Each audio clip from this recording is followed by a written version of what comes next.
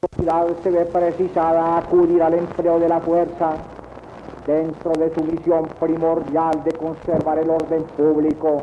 en la vida de toda nación civilizada. Me refiero al empleo de los gases lacrimógenos utilizados hoy por todos los gobiernos de la tierra como un método aconsejable y seguro que impone el necesario respeto a la autoridad constituida sin necesidad de dejar como saldo doloroso frente a la represión de la asonada y del tumulto o del desorden multitudinario muchas víctimas, a veces inocentes.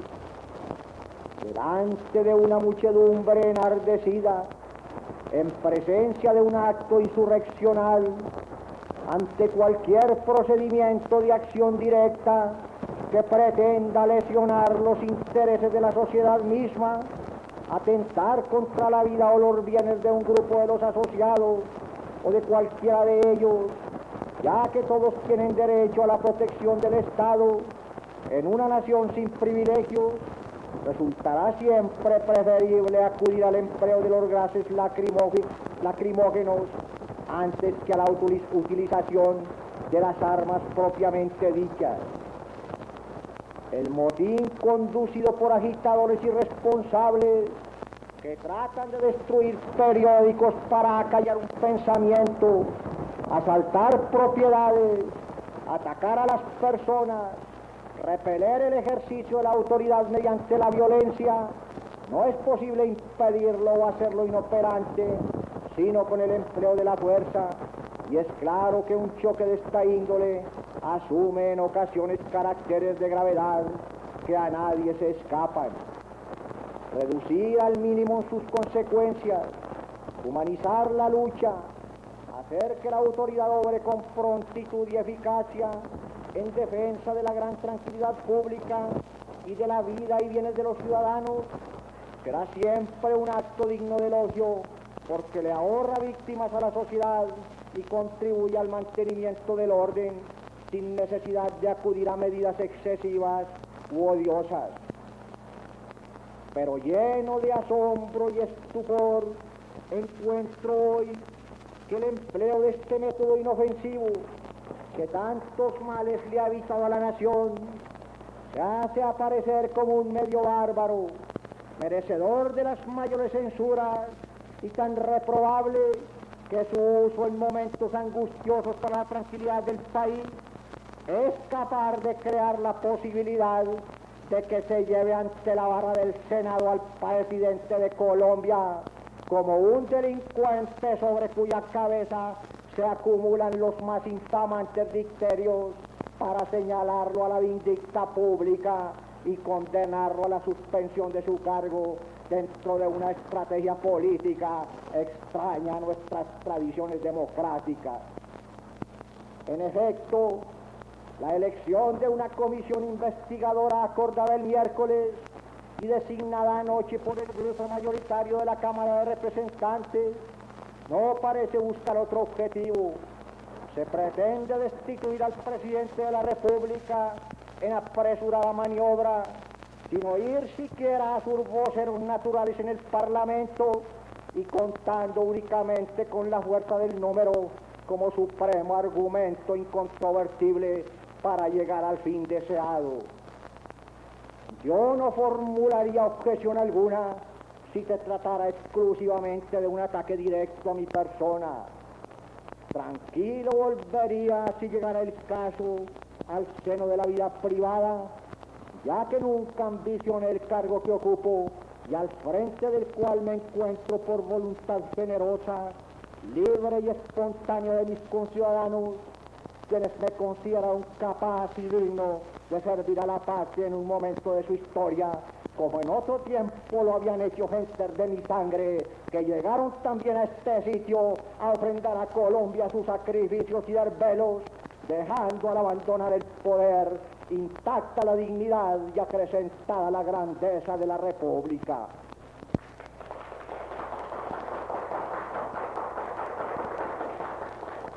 Pero como el hecho ante el cual nos encontramos plantea serios interrogantes al país, He creído de mi deber dirigirme a la nación entera para informar a mis compatriotas sobre la actuación política que acaba de cumplirse y a fin de que el pueblo colombiano juzgue la... En los meses de octubre y noviembre del año de 1946, el país vivió momentos de extraordinaria agitación y de constante alteración del orden público. La prensa de esa época relataba con caracteres dramáticos la situación existente en varias regiones del país y pedía al gobierno medidas inmediatas y enérgicas. En Bucaramanga, Barranquilla y otras importantes ciudades, la situación social se fue recrudeciendo y amenazaba por contagio hacer peligrar la estabilidad de nuestras instituciones democráticas. El 31 de octubre presenció la ciudad capital desmanes y motines, pedreas y violencias, lo cual dio origen a críticas severas a la conducta del gobierno, calificándosela de débil, inoperante y parsimoniosa. Ante el ataque a almacenes, a vehículos, a ciudadanos indefensos y en fin ante el régimen de tumulto, el pueblo bogotano solicitó la aplicación de medidas severas que impidieran la continuación de los actos de violencia. La prensa comentaba así la situación. El Espectador del 1 de noviembre de 1946 decía: pero es que ni siquiera puede merecer la denominación de huelga el gesto sedicioso que hace 3 días opuso un grupo sindical contra la dignidad jerárquica de altos funcionarios administrativos, ni mucho menos ha de merecerla tampoco el desplante iracundo que ayer organizó el mismo grupo con agravio de los intereses ciudadanos. En este ardor de dichas hazañas no es posible encontrar para descargo de sus autores una sola razón que las justifique en lo más mínimo, por cuanto sus móviles distan mucho de los que deben respaldar los movimientos de reivindicaciones proletarias. Nada reivindicaban anoche ni anteayer los obreros levantados en público desenfreno. Primero ejercitaron una acción de índole estrictamente personal, ayuna de aspiraciones económicas o de mejoras sociales. Ahora irrumpen con turbulencia en una área igualmente prohibida con el solo propósito de agravar el mismo mal contra el cual protestan y con el único resultado de liquidar un balance trágico de heridos, vulnerar las garantías debidas a la libertad personal, paralizar las actividades más inviolables de la ciudadanía y verificar todos los desmanes necesarios para que la sociedad empiece a recelarse de que la seguridad es un mito y las prerrogativas gremiales un amplio campo para reemplazar el derecho a la huelga por el derecho al motín. El Tiempo, en editorial también de noviembre 1 de 1946, decía: Bogotá ha vivido hasta el momento de escribir este artículo una situación realmente inverosímil. Grupos irresponsables, estimulados por el increíble acto de debilidad del gobierno, que a comienzos de la presente semana entregó el prestigiosa autoridad ante la presión del tumulto, se apoderaron de la ciudad, sitiaron a la población y cometieron toda clase de abusos y excesos ante la inaudita tolerancia de la policía, a la cual, según afirmaciones de los propios agentes, se le ordenó mantenerse al margen del absurdo conflicto. Simultáneamente con esa situación de la capital, en la ciudad de Cali se sucedían hechos subversivos contra el orden y contra la autoridad. Desde el 4 de noviembre, las autoridades departamentales del Valle solicitaron del gobierno nacional la turbación del orden público y la declaratoria de estado de sitio, medidas que el gobierno no consideró el caso decretar en dicho día, tomando sí todas las que fueran conducentes para controlar la grave situación presentada en aquella importante sección del país. Con ocasión de hechos posteriores de suma gravedad también, e igualmente de carácter subversivo, y ante la inminencia y el posterior cumplimiento de hechos violatorios de la Constitución y de la ley, el Ejecutivo se vio precisado a dictar el decreto 3227 de 8 de noviembre, por medio del cual se declaró turbado el orden público y en estado de sitio el departamento del Valle. Como consecuencia de tal medida, el gobierno nacional tomó todas las providencias necesarias para garantizar la tranquilidad y la paz en aquel departamento, logrando restablecer el orden en el curso de algunos días. Tal actitud del gobierno mereció el aplauso unánime de los colombianos, que vieron en ella la afirmación de la autoridad legítimamente constituida. Mal podría hablarse de que los hechos anotados carecieran de antecedentes y fuesen apenas consecuencia del cambio de gobierno. El país recuerda que tal régimen de tumulto, violencia y desatino se presentó desde principios del año de 1946 y son prueba de ello los graves y bochornosos actos ocurridos en Bucaramanga el 7 de mayo de dicho año, así como el asalto a los almacenes de extranjeros registrado en la capital a mediados del año a que me refiero. Igualmente, motines políticos de distinto orden y origen perturbaban la tranquilidad nacional, como el ocurrido en Cali a la llegada de uno de los candidatos presidenciales, el cual fue víctima de un ataque personal. Queda así demostrado que sí existía en el país un ambiente permanente de zozobra, el cual hacía necesario que el gobierno contase con todos los elementos preventivos apropiados para controlar tan grave situación.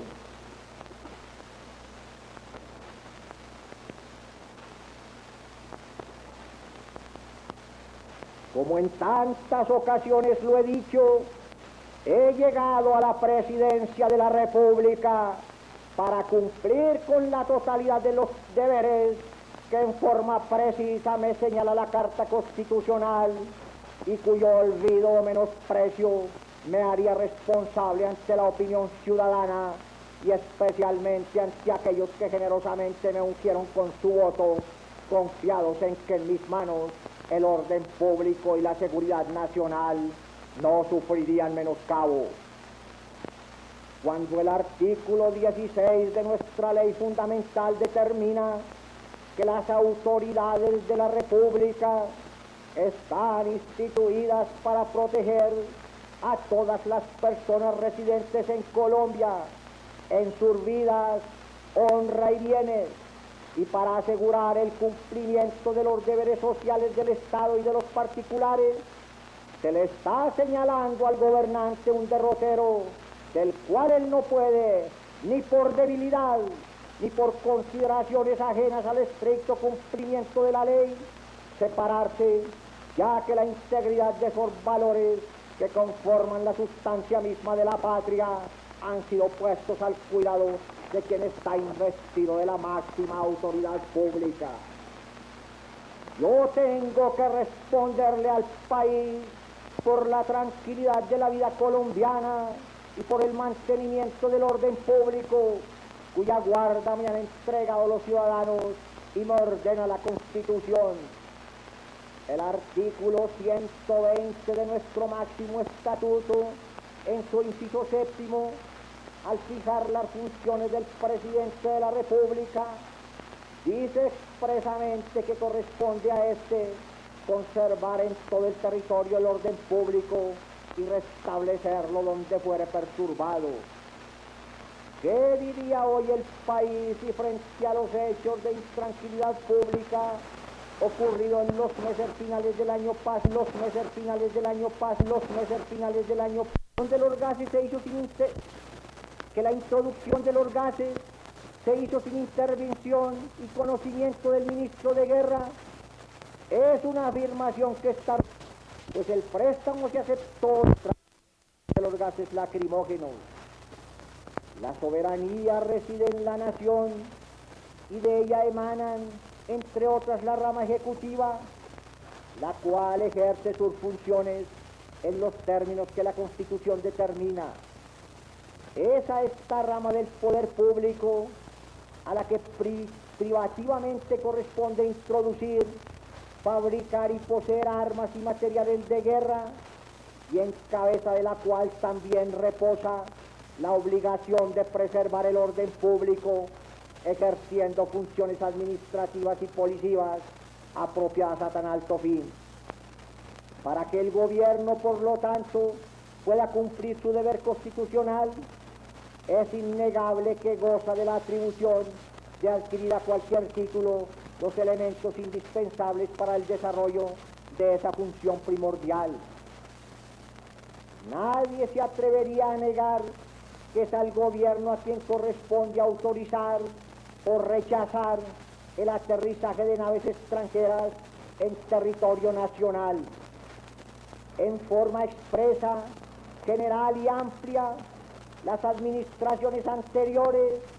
concedieron a naves aéreas extranjeras licencias para aterrizar en cualquier punto de la República. La lectura de una circular telegráfica que autoriza tal medida es por sí sola prueba elocuente de que tal hecho ha venido ocurriendo de tiempo atrás. Dice así el mencionado documento, entre los muchos que yo podría citar: Bogotá, diciembre 10 de 1943, Plicom, Tunja, Barranquilla, Cali, Medellín, Bucaramanga, Florencia.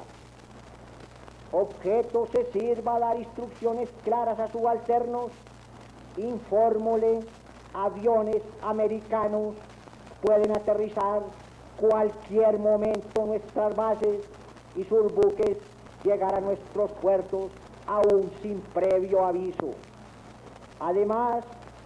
personal, Fuerzas Armadas Americanas,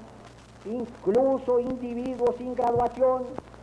pueden usar uniforme correspondiente en nuestro territorio nacional.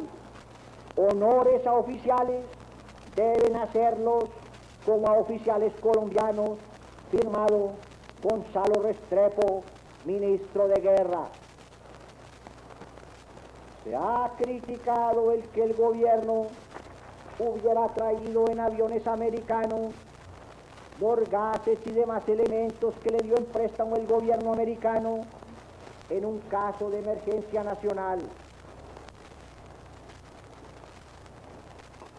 Pocos antecedentes y circunstancias permitirán, al ser recordados y puntualizados,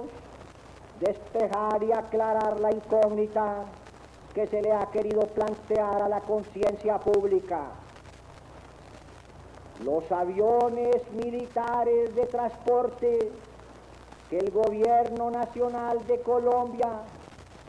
poseía antes del 7 de agosto de este año estaban en el país en calidad de préstamo. Es más, sujetos a un régimen impuesto por el gobierno americano, en virtud del cual no podían salir del territorio sin previo permiso de aquel gobierno. Tengo conocimiento de que en 2 ocasiones no les fue posible volar fuera del territorio colombiano por habérseles negado la autorización.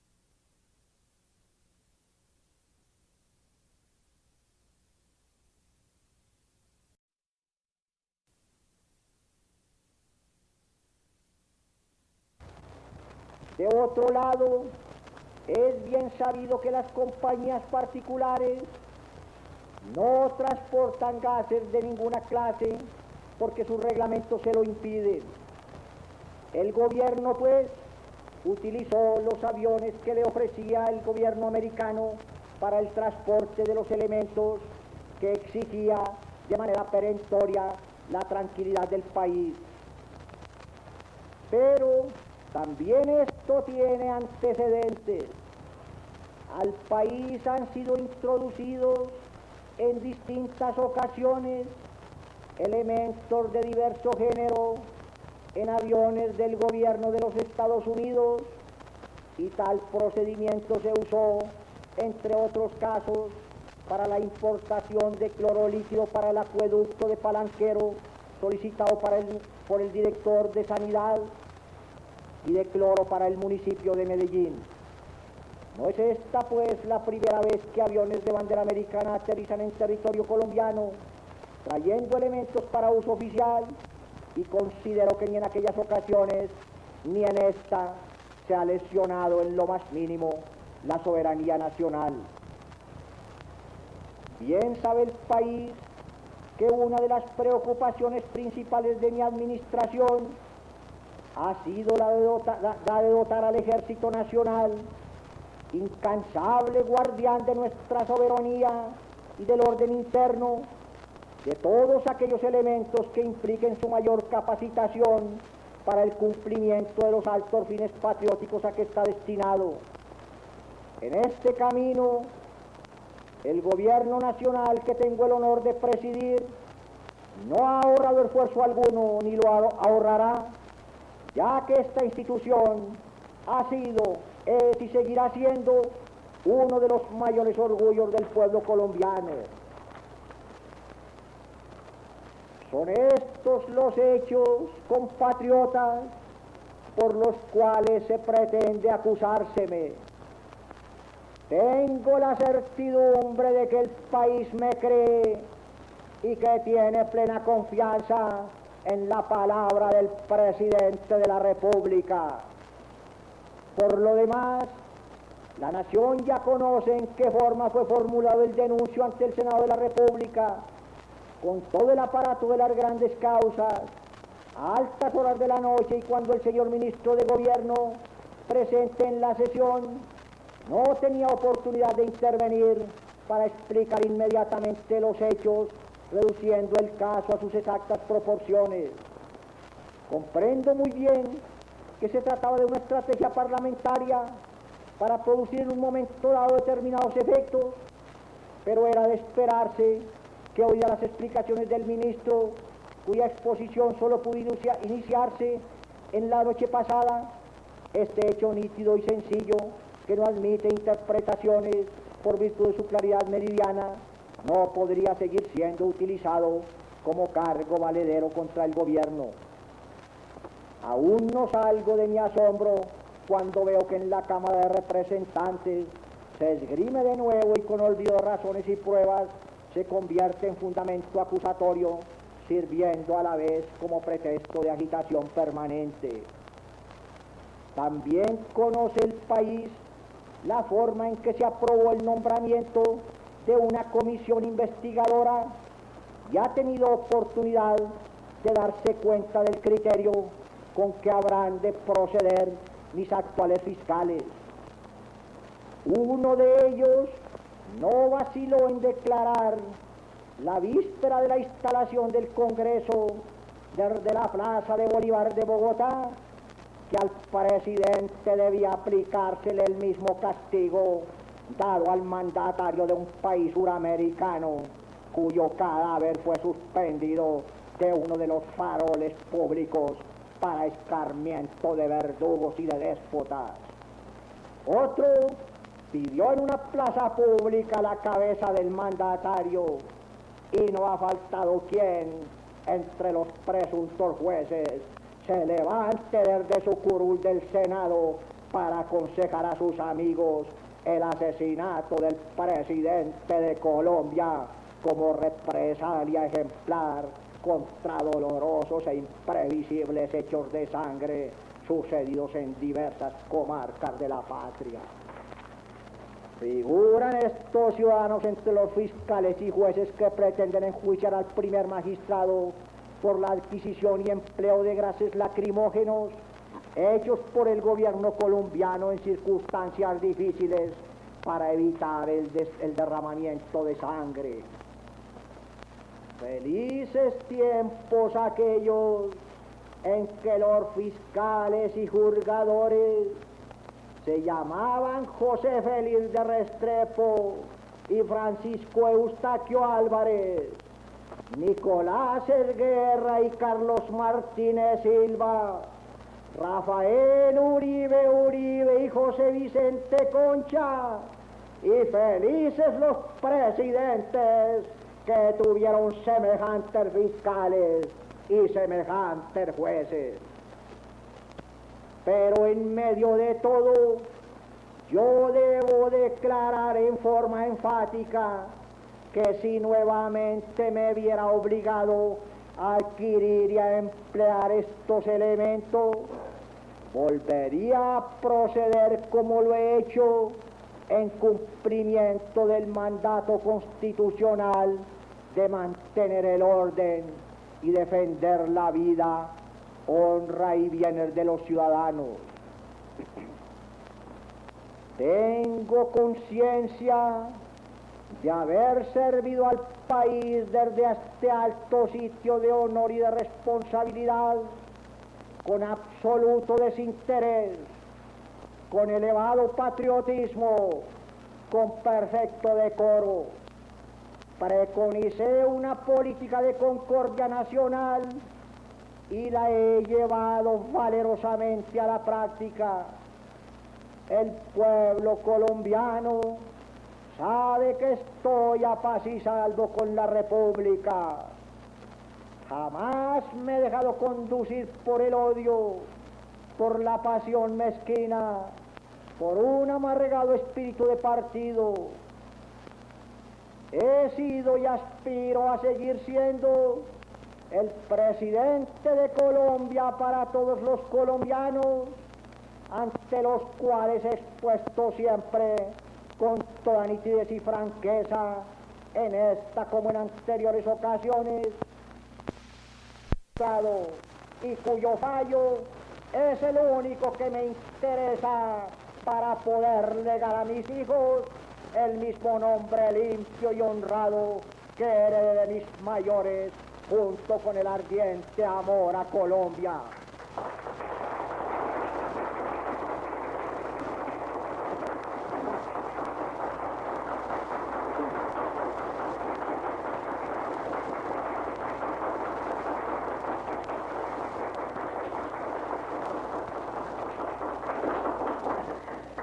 Por los micrófonos de la Radiodifusora Nacional, instalados en el Palacio de la Carrera y en cadena con numerosas estaciones de Bogotá y de todo el país, se ha dirigido a los colombianos el excelentísimo señor Presidente de la República, doctor Mariano Ospina Pérez. Instalados en el Palacio de la Carrera y en cadena con numerosas estaciones de Bogotá y de todo el país, se dirigirá ahora a los colombianos el excelentísimo señor Presidente de la República, doctor Mariano Ospina Pérez. El señor Presidente Ospina Pérez.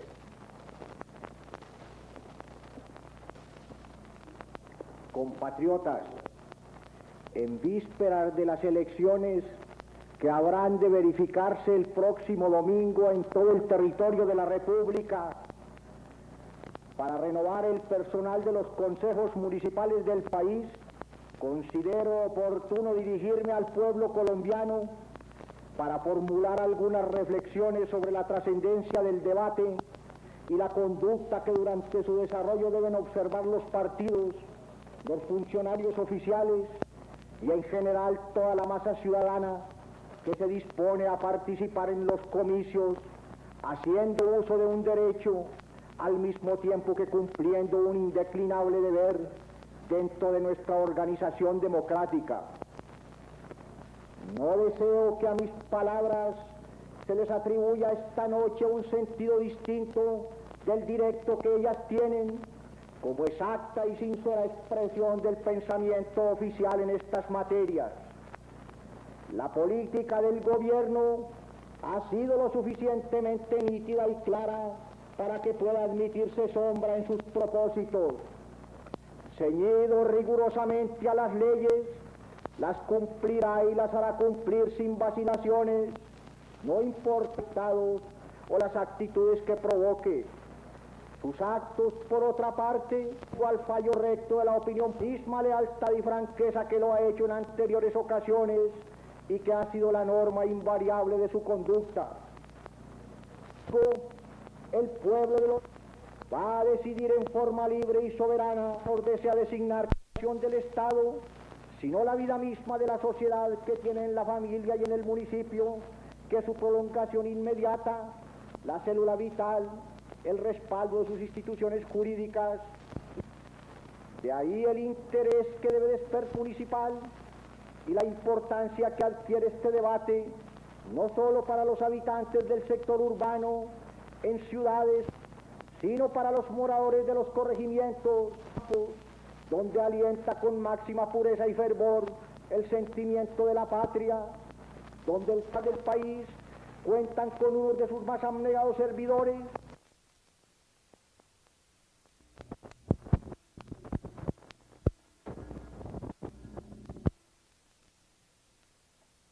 de la cedulación de sus adversarios, a tiempo que favorece criminalmente la de los propios, con la expedición de cédulas dobles, triples y hasta cuádruples, utilizando en muchos casos a menores de edad para la consumación del delito. Los que apelan a ciertas tretas como el cambio simulado de domicilio con el objeto de producir mayorías ficticias en determinadas poblaciones, el funcionario que obstaculiza la libre emisión del voto auténtico y el sujeto o el grupo de sujetos que siembran el terror en los municipios para alejar de las urnas a determinados electores que no gozan de sus simpatías, violan la ley e incurren de hecho en las sanciones que ella establece. Es preciso llevar al ánimo de cada ciudadano la conciencia plena de que la picardía electoral o la acción de la violencia, lejos de significar actos inocentes, contemplados a veces por algunas gentes como meritorios y hasta dignos de elogio dentro de la lucha política, constituyen y constituirán siempre acciones reprobables que acarrean baldón y vituperio a sus autores, a la vez que los hace dignos de las severas penas claramente establecidas y determinadas en los capítulos pertinentes del Código Penal. Confesar abiertamente que nuestra existencia como irritante burla de la voluntad ciudadana, estamos viviendo una triste ficción, simulando una cultura política que no poseemos, engañando a la opinión de otros pueblos, engañándonos nosotros mismos. El fraude y la violencia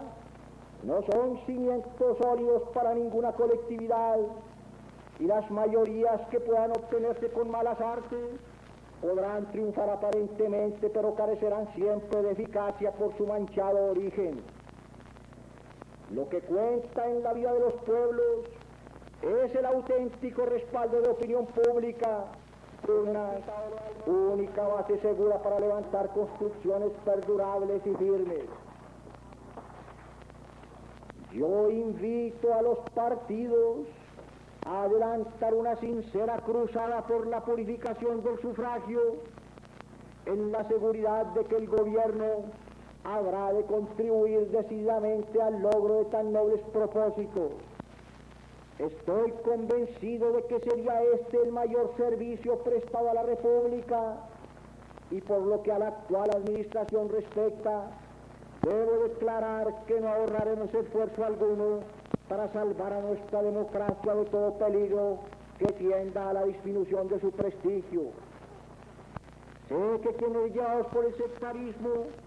o simplemente obedeciendo órdenes de caciques inescrupulosos se alzan despectivamente de hombros poniendo en duda la efectividad de las sanciones, van a juzgar ingenuamente que en esta ocasión puedan quedar impunes sus delitos por la propia fuerza de costumbres viciadas.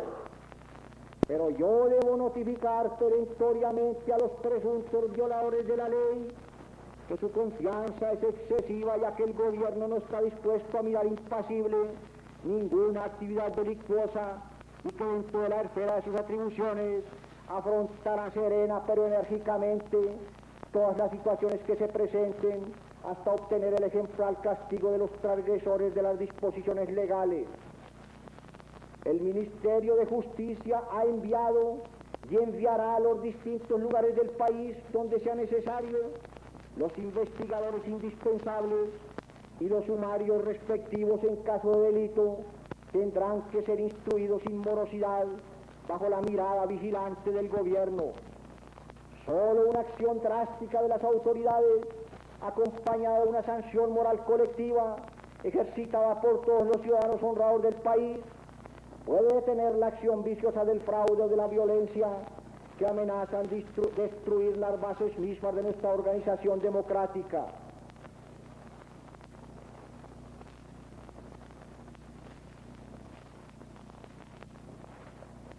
La actual administración ha repudiado la posibilidad de que sus funcionarios, y en particular los jueces de instrucción, puedan llegar a convertirse en agentes electorales, aun en el intento y propósito de procurar la pureza del sufragio. Por eso ha respetado de manera imperturbable la conciencia de aquellos investigadores y no ha cesado de advertirles una y otra vez que aun cuando deben proceder con el ánimo resuelto de descubrir los posibles delitos cometidos en la expedición, en la revalidación o en el uso de cédulas de ciudadanía, no pueden extralimitar sus funciones, aun con el noble propósito de impedir irregularidades en las elecciones, y deben concretarse a la investigación de los delitos. En los últimos tiempos, la pasión sectaria ha dejado un doloroso saldo de víctimas de uno y otro partido, perturbando en varias ocasiones la paz y la tranquilidad de algunas comarcas del país. Es claro que en vísperas de los debates electorales, todo hecho de sangre, aun aquellos provocados por rencillas personales, por cuestiones de intereses o por la embriaguez misma, que tanto ha contribuido a elevar la cifra de la delincuencia común en ciertas regiones, es atribuido invariablemente a la política, sirviendo de arma a los partidos que se enrostran la responsabilidad mutuamente,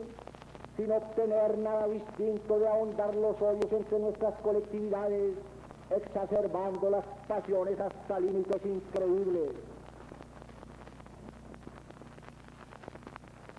También es indiscutible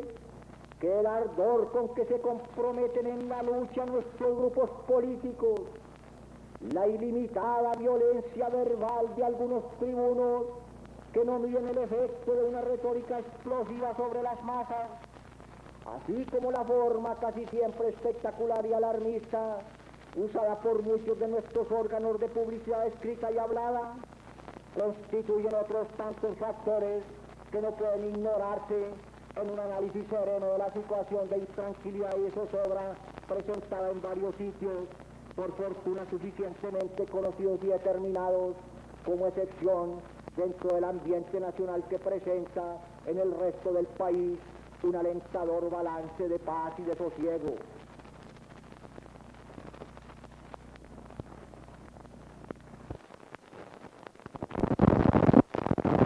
Se resignan a reconocer la autoridad constituida y tratan de sublevarse contra ella, escarneciéndola para rebajar su prestigio a fin de atacarla luego por las vías de hecho. El gobierno ha impartido órdenes a los miembros de las Fuerzas Armadas de no aceptar provocaciones, procurando por todos los medios pacíficos el apaciguamiento de los ánimos y el retorno a la reflexión y a la cordura. En algunas ocasiones ha existido posiblemente exceso en el rechazo de los ataques, y contra la acción de algunos elementos de la policía se han presentado reclamos que el gobierno ha dispuesto a estudiar con toda atención, enviando investigadores especiales, ordenando la suspensión de quienes puedan resultar responsables, colocándolos, si es el caso, a disposición de la justicia ordinaria y ordenando una rigurosa revisión de las hojas de vida de los agentes a fin de que no permanezcan dentro de la institución sino elementos intachables que no registren antecedentes dudosos y a quienes caractericen además en el desempeño de su delicada función condiciones de prudencia, de tacto y de serenidad, las cuales no excluyen la energía necesaria cuando se trata de impedir el quebrantamiento del orden jurídico y el desconocimiento de la autoridad legítimamente constituida. Pero el gobierno, cuyos programas de conciliación son bien conocidos, ha querido ir más allá en el deseo de procurar a todo trance la paz y la concordia entre los colombianos. Ha solicitado reiteradamente la colaboración patriótica de los dirigentes políticos, pasando por encima de la exaltación y del odio, a fin de que no se sacrifique a la insensatez de las pasiones el legado de civilización y de cultura que nos dejaron nuestros antepasados y que no es exclusivamente nuestro, porque lo recibimos a condición de conservarlo y acrecentarlo si fuere posible, para transmitirlo a las generaciones próximas con honor y con gloria. Existe un vínculo de solidaridad que une a los hombres de hoy con los de ayer y con los de mañana, imponiéndonos deberes y responsabilidades sucesivas que no podríamos desconocer fácilmente. Esa continuidad en el adelanto de una empresa común es la razón de ser de nuestro destino colectivo, y no podríamos los colombianos de hoy alterar una tradición de grandeza sin aparecer disminuidos y humillados ante la historia.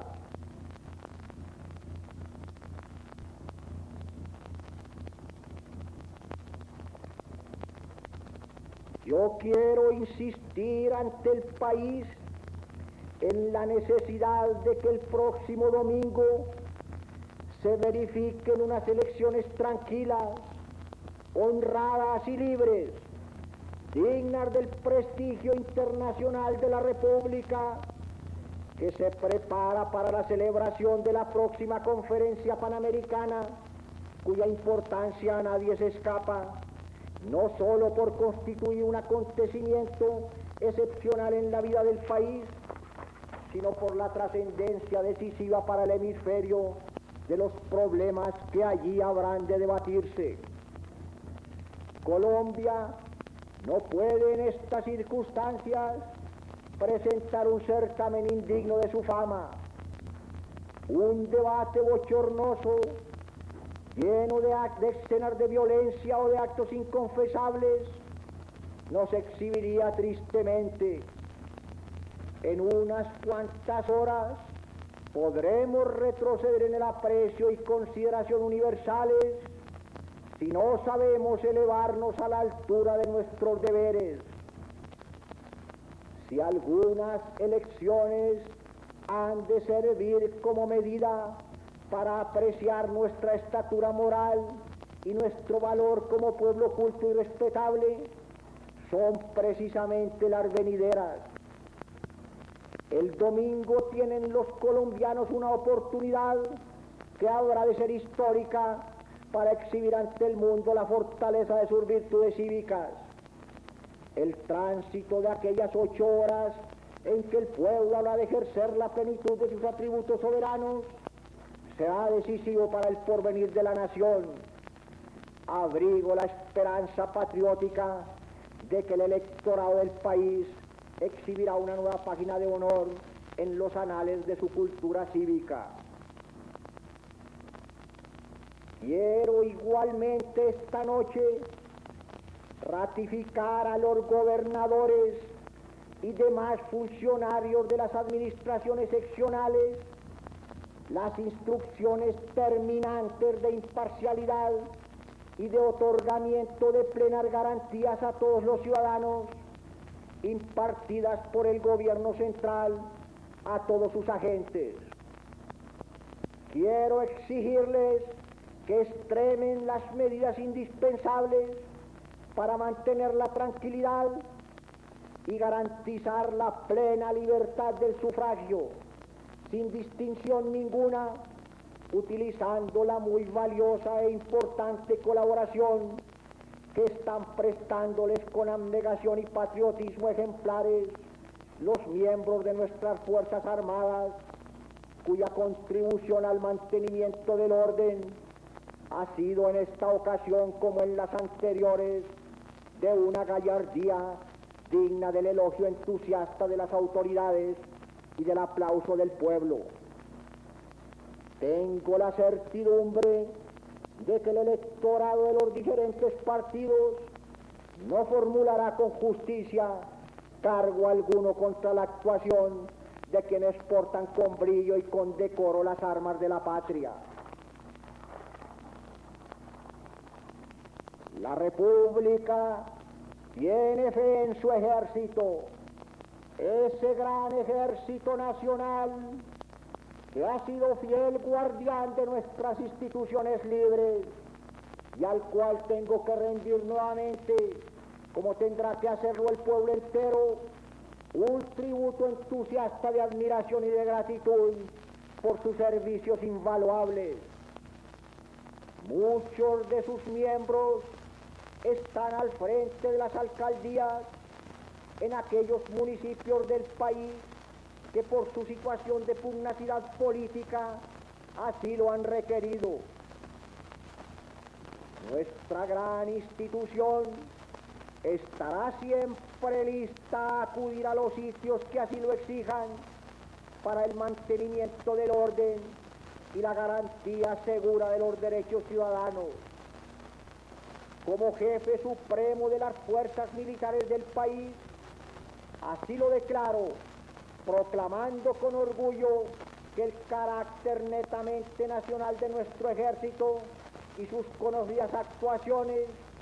lo hacen indemne a cualquier cargo de parcialidad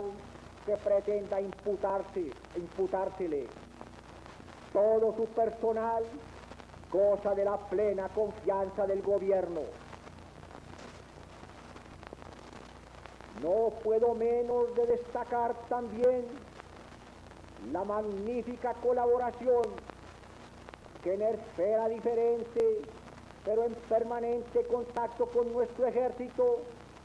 prestan con abnegación los miembros de la Policía Nacional para el mantenimiento del orden. Esta institución está igualmente privada del voto por mandato expreso de la ley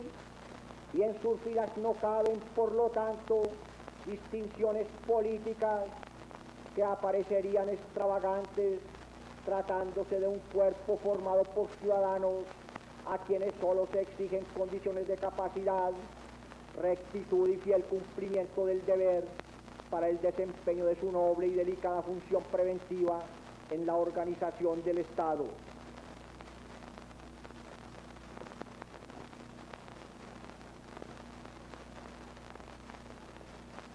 Al referirme a nuestra Policía Nacional, tengo que rendir naturalmente en esta hora de prueba para sus filas un tributo emocionado a su ilustre director, el gallardo general Delfín Torres Durán, desaparecido hoy dolorosamente cuando cumplía con abnegación, recia contextura moral y encendido amor a Colombia sus deberes para con el país, poniendo de relieve sus insignes virtudes de caballero cristiano, de ejemplar patriota y de militar de la República. El prestigioso general, cuya desaparición enluta a la patria, fue el símbolo perfecto de la estrecha colaboración existente entre nuestro ejército y la institución de la Policía Nacional, cuerpos estos que operando en zonas distintas y sin emular entre sí por la diferencia de sus funciones, sirven sin embargo a un objetivo común al velar por el mantenimiento del orden, por la conservación de nuestras instituciones jurídicas y por la defensa de la soberanía nacional. Por lo demás, la policía tiene instrucciones terminantes de dar por igual garantías a todos los ciudadanos, manteniendo una absoluta neutralidad en la lucha de los partidos. Públicamente quiero ratificar esa orden por parte del gobierno.